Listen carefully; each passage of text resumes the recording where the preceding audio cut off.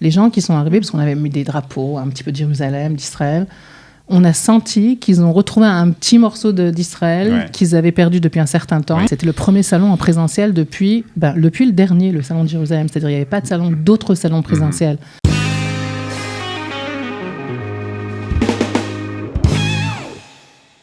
Et ce matin, nous allons parler de l'événement qui a eu lieu il y a quelques semaines à Paris avec la collaboration de Qualita, l'Agence juive et la mairie de Jérusalem. Jérusalem vient à votre rencontre et pour en parler, nous sommes très heureux d'accueillir ce matin Eva Cohen. Eva, bonjour. Bonjour Olivier. Directrice du hub de Qualita à Tel Aviv et à Jérusalem. Et Edwige Choukroun qui s'occupe des Olim à Jérusalem et qu'on ne présente plus. Bonjour Olivier. Alors, on va parler bien entendu de cet événement, comment ça s'est passé, les rencontres, etc. etc. Mais d'abord, je voudrais que vous nous fassiez un petit historique, peut-être, vous nous rappeliez. Comment est née cette idée, Eva ? Alors, cette idée, d'abord, elle n'est pas toute jeune. Elle a quand même un certain contexte, à peu près de 5 ans. C'est-à-dire c'est une idée qui était passée via les salons de la LIA de l'Agence juive. Mais en 2019, ça s'est vraiment installé comme un vrai projet où on était parti pour la première fois, une grande délégation, à peu près une dizaine de personnes. Donc, on parle d'acteurs francophones, grande majorité de la municipalité de Jérusalem. C'est déjà un fait qu'il y ait autant d'acteurs francophones. Ouais. Plus le partenariat avec Qualita dans tout le domaine de l'emploi, donc tous nos conseillers dans le domaine de l'emploi, qui arrivent sur place dans les communautés, il faut dire communautés parisiennes aux alentours, et qui offrent des rendez-vous personnalisés. Bon, il faut faire une différence entre un rendez-vous personnalisé et puis juste 5 minutes au salon de l'Agence juive. Ouais. C'est quelque chose qui est des fois même préparé d'avance. Et en fait, on arrive sur place, on rencontre les communautés. Donc 2019 était la première fois réussie. Et puis après, le Covid est arrivé. Voilà. Et alors, ça a changé un petit peu les programmes. On a un peu arrêté. Je crois que l'année dernière, on a essayé de faire ça par Zoom. C'était un peu plus compliqué. Oui. Comment, Edwige, on prépare ce genre d'événement ? Alors, c'est compliqué, non ? D'abord, il y a le point d'interrogation jusqu'au dernier moment, je crois. Est-ce qu'on part, est-ce qu'on part pas ? Ça c'était vraiment, ça veut dire, on a travaillé sur 2 modèles en parallèle. Un modèle, on part, donc on sera présent et on rencontrera les gens, les futurs Olim en présentiel. Et un deuxième modèle où on peut pas partir parce que les conditions sanitaires ne nous permettent plus de partir. Et à ce moment-là, on avait dans notre carte de programme, on avait une possibilité de tout basculer sur Zoom. D'accord. Mais effectivement, c'était important et pour les gens qui voulaient nous rencontrer et pour l'équipe de retourner sur le terrain. Et comment on prépare ça ? On a la collaboration entre les équipes de Qualita, les équipes de la mairie de Jérusalem et évidemment notre partenaire Agence juive qui était sur place et qui a été Alors en tout, c'est actif. Combien de personnes qui sont parties de Qualita, de la mairie de Jérusalem ? C'est une grosse équipe. 14 personnes, une grosse délégation de 14 personnes. Pas facile, avec vraiment tous les services. De 14 personnes. D'abord, le directeur du département de l'intégration, Pini était sur place, mais aussi toute l'équipe de l'intégration, dont Edwige, Ilana et Galit étaient là. Les projecteurs dans le domaine de l'éducation étaient là aussi. Aussi, il faut dire des francophones qui parlent français, qui connaissent les orientations des francophones sur place à Jérusalem. Donc, c'est très important. Dans le domaine de l'emploi, bien entendu, la reconnaissance de diplômes et professions réglementées, l'emploi, l'entrepreneuriat, nous étions sur place. Aussi, les jeunes étaient là, tout le service des jeunes, ce qui était intéressant, parce qu'on n'avait pas fait la dernière fois. On avait beaucoup de jeunes qui sont arrivés, ça nous a fait plaisir. Et Ulpan et Tzion, donc de l'Agence juive, qui était sur place.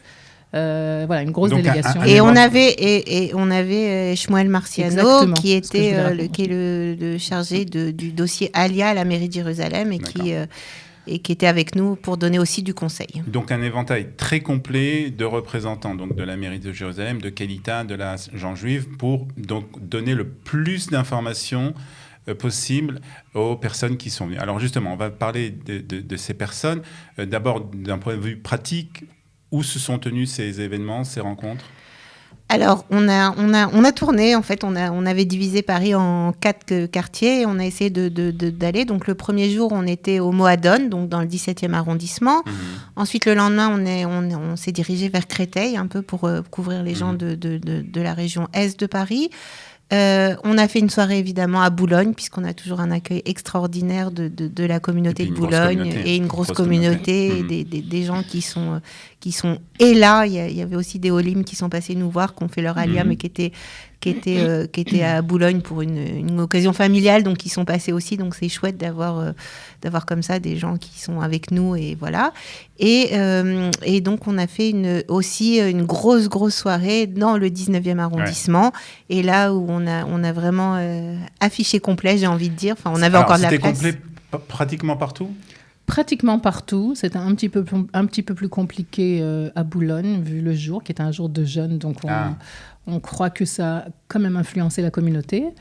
Mais c'était plein. Il faut dire que c'était plein sur certaines... Que tous les représentants, que ce soit de Qualita, de la mairie de Jérusalem, etc., avaient un emploi du temps avec des rendez-vous fixés. Alors juste, on se rappelle comment en fait c'était programmé. Il y avait un site qui était diffusé près de 2 ou 3 semaines avant, donc ce salon. Les gens pouvaient s'inscrire individuellement sur un ou plus rendez-vous personnalisés dans tous les domaines. Donc il y a, disons que 65% des personnes qui ont participé à ce salon étaient inscrites, mais d'autres non, sont arrivés comme ça, nous ont appelés la même semaine. Voilà, je ne suis pas inscrit, mais je veux absolument venir. Il faut dire que toute personne à qui on a pu offrir un service, inscrite ou pas, a été reçue, bien entendu, par nos conseillers. Il faut être assez souple dans ces cas. On n'a pas fait 4000 km pour faire du zèle. Bien sûr. Je voudrais savoir quand même, on est dans une période de Covid, que ce soit en France, en Israël, etc. De quelle manière vous avez senti la communauté juive de France ? Je t'avoue, Olivier, que quand on se posait la question est-ce qu'il faut qu'on y aille ou pas, on était en fait sur une petite question paradoxale. Est-ce que à cause de la crise sanitaire qui montait en France de plus en plus ces jours-ci, est-ce que les gens n'allaient pas venir ?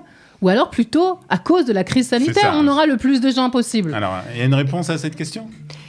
Eh bien oui, on a eu le plus de gens possible puisqu'en tout, on a donné en 4 jours plus de 330 rendez-vous conseils. C'est important de préciser ce chiffre. Donc on a vraiment rencontré énormément de gens. Évidemment, on a été très scrupuleux des règles sanitaires, des consignes et du pass sanitaire et des masques. D'ailleurs, on avait les masques dédiés au salon, donc aussi bien les représentants que les gens qui rentraient sur le salon, on avait un petit masque I Love Jérusalem. Alors on remercie la compagnie Le Masque Français, une compagnie d'un juif de la communauté de Boulogne. On l'avait interviewé une fois. Exactement, Emmanuel Nizar qui nous a offert ces masques. Alors, ma question, c'est plutôt comme ça, c'est de savoir, est-ce qu'à cause ou peut-être grâce au Covid, la communauté française, les membres de la communauté française pensent quand même à faire leur aléa ? Alors, je te parle un petit peu de l'état d'esprit des gens qui sont arrivés. D'abord, c'était très touchant. Les gens qui sont arrivés, parce qu'on avait mis des drapeaux, un petit peu de Jérusalem, d'Israël, on a senti qu'ils ont retrouvé un petit morceau d'Israël qu'ils avaient perdu depuis un certain temps. Il faut dire que... Une grande partie de la communauté de France, des Juifs de France, ne peuvent pas, enfin maintenant ils peuvent, mais ne pouvaient pas en tout cas venir en Israël. Je pense que ça leur manquait. Et de plus, c'était le premier salon en présentiel depuis le dernier, le salon de Jérusalem. C'est-à-dire qu'il n'y avait pas de salon, d'autres salons présentiels, même de l'agence juive. Donc c'était la première fois où ils se rendent à un salon où on parle concrètement de l'Alga et on rencontre des gens d'Israël. On a trouvé les gens d'abord très émus. C'est super, mais on a tous ces services. C'était vraiment lié même à des drapeaux, des trucs complètement visuels. Mais ensuite, c'était déjà beaucoup plus professionnel. Le fait d'avoir une réponse en français à toutes leurs réponses, pratiquement sur tous les domaines, des fois, ça fait la différence pour un Olé Khadash, pour la ville qui va choisir. Alors, les gens savaient d'avance qu'on était un salon de la ville de Jérusalem, mais il faut avouer qu'il y avait aussi des gens qui n'étaient pas forcément, qui n'ont pas choisi Jérusalem, mais qui se sont dit, après tout, si on a autant de réponses sur place, si quand j'arrive, on continue à être traité par toute cette équipe, ça nous laisse réfléchir. Alors, Jérusalem... Et je dois, enfin, ça c'est pour la partie des futurs Olympiques, mais on a eu un grand temps aussi de travail avec les équipes de l'Agence juive à Paris, que depuis 2 ans, on rencontre essentiellement en Zoom et de loin, etc. Et ça a été aussi un temps d'échange très intensif entre les 3 équipes, encore une fois pour le bien des Olim et des futurs Olim. Et ça aussi, ça a été un temps à la fois très professionnel, mais aussi très doux, très... C'était important pour la bonne continuité de votre travail, en fait. Israël est venu, Jérusalem est venu à la rencontre de ces gens-là, et c'était important. Alors, est-ce que justement, Jérusalem a toujours la cote pour la communauté juive de France ? Oui. Oui, Carrément. ça veut dire que oui. Et puis quand les Futurolim voient une initiative comme ça, avec une équipe, comme vient de le dire Eva, avec des réponses dans tous les domaines, et sachant que l'équipe travaille, enfin je veux dire, là on était 4 jours à Paris, mais au quotidien, le reste de l'année, on est sur le terrain, dans les écoles, autour des problématiques liées à l'emploi, à la formation, avec des liens avec le ministère, tous les différents ministères. Quelque part, ça rassure les gens. Alors, ça a l'air d'avoir, et je sais que c'était un grand succès, tout de même, Eva, quelque chose à améliorer pour ce genre d'événement? Ouais, on a toujours la possibilité d'améliorer les personnes. Si on a un vrai travail à faire, c'est de suivre. C'est-à-dire, quand on était parti en 2019, c'était un premier shot, on s'est dit, bon, est-ce que ça va intéresser les gens? Oui, ça les avait intéressés. Oui, on a revu des familles qui avaient fait leur alia suite à ce salon, ou peut-être grâce à ce salon, pas forcément suite. Mais un vrai suivi, je pense qu'on ne l'a pas assez bien fait. Là, comme on a vu quand même 110 familles. 110 familles, c'est 110 foyers. Il faut savoir que les familles... c'est 500-600 personnes. Ben voilà, quand on parle de famille, on parle d'une... C'est énorme.